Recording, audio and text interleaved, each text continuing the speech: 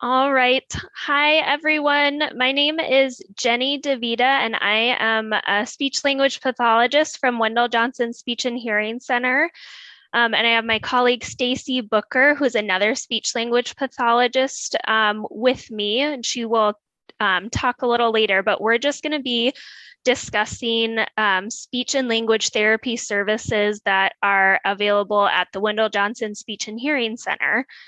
Um, so, First, we're going to just review what we do at Wendell Johnson and who we are.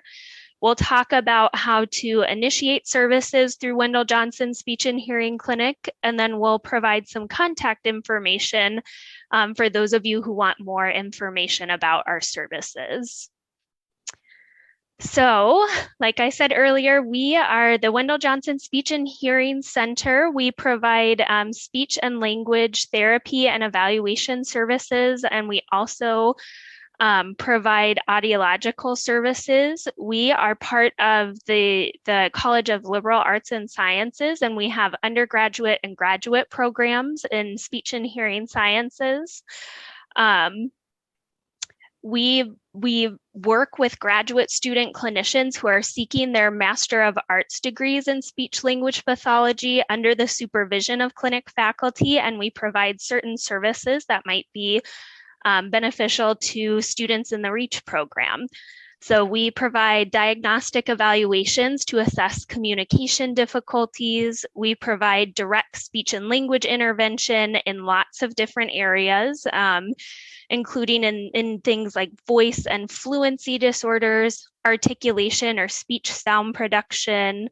We provide services for understanding language and using language to communicate. We provide services for social skills and also for individuals with hearing aids or cochlear implants and oral rehabilitation. We communicate with parents, teachers, and advisors in the REACH program to kind of problem solve through difficulties and provide recommendations as appropriate. We are a separate facility though, so these services have to be initiated by families or individuals that are interested in pursuing services. And we kind of take on clients as we have availabilities open up in our kind of general caseloads. So, I want to talk a little bit about why speech and language services might be important for an individual in the REACH program. Communication challenges are a common past issue and might be an unresolved current issue in many students enrolled in the REACH program. And we know that good communication skills, including expressing intent to another person and understanding what another person says, is really important to be successful in the classroom, out in the community with peers, and in the workforce or job settings. And it helps really kind of foster confidence and improve self-esteem in those settings. So it's really important to work on those communication skills if they need to grow further to kind of participate in all the different aspects of your life.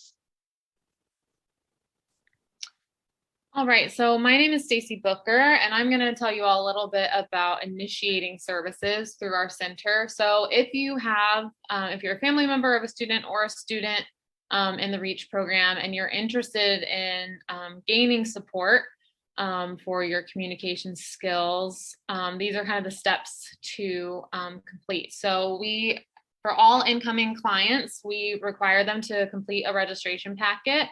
You can contact our center, and we have contact information at the end of this slide or of this presentation with contact information. And the registration packet usually just includes some questions about what kind of services you're interested in or what the concerns are. We gain insurance information and just general information. And then there's also just some different forms and things to sign. Depending on your insurance coverage, you may need to obtain a physician referral. So that's something that we would also have to have in our system in order to schedule an evaluation. So if we're looking at our waiting list, which we do have a waiting list for all of our services, if we're going to call someone into schedule, we would need to see that the registration packet and the referral from the physician are both in there before we can call the schedule. Once we have an opening available, we will call you. So if I have an opening come up and I'm looking at the REACH waiting list, I would find a student who was at the top of the waiting list who had their registration packet and physician referral, and I would contact that student, their advisor, and or the family to schedule an initial evaluation. And then after that evaluation, we would recommend specific therapy services. That may be individual treatment sessions that occur usually once a week. Occasionally we offer group therapy sessions for multiple students in the REACH program. So depending on what types of services we're able to provide at the time, we would then give recommendations after the evaluation is complete. If you are considering services, the other thing to think about is how costs are covered. So we do accept most commercial insurance plans. And if you want to find out if your insurance plan covers speech and language therapy services, that's something you can call and ask them. I would specifically ask, do you cover individual speech therapy or group speech therapy? Those would be the two big terms to use if you're talking to your insurance plan. Every plan differs, so you really have to contact your insurance provider to find out what the coverage actually looks like. We do have a billing specialist that works at our center who can help you, and her contact information will be on the next slide.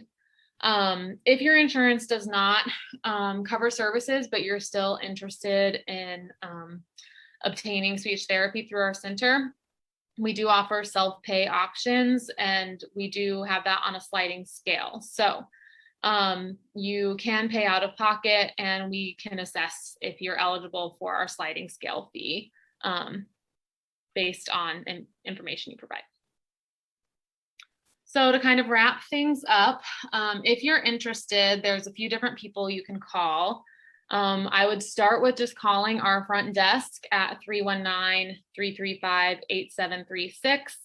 Our front desk specialist will talk with you, get your information, and send you a registration packet that you can complete to be put on the waiting list.